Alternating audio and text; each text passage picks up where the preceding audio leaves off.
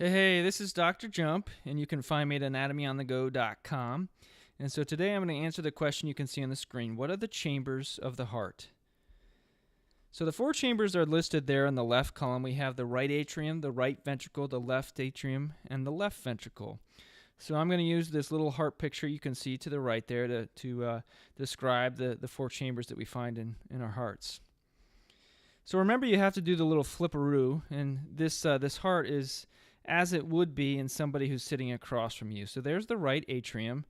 So note that it's actually receiving blood from a couple different vessels, actually three. You can see the superior vena cava indicated, it's colored in blue there above the right atrium. So note that it's a relatively small chamber and it's receiving blood from the rest of the body from the veins. Then we have the right ventricle, and so see how the walls are much thicker compared to the right atrium. And the reason being is blood is being pumped from the right ventricle to the lungs. So the chambers need to be much thicker compared to the right atrium.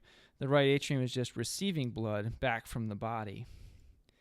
Then we have the left atrium there, and this is actually receiving blood from the lungs, which are right next door. So we have smooth walls just like we have in the right atrium. Smooth walls are found both in the left and the right atrium, and we have relatively little muscle compared to the ventricles. And then lastly, there's the left ventricle. So compared to the right ventricle, the left ventricle, the walls, the muscular walls are much thicker, and the reason is because the left ventricle is pumping blood to the entire body.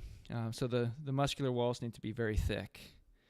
So there are the four chambers we find in the heart. We have the right atrium, the right ventricle, the left atrium, the left ventricle, and in summary as well, the left and right atria.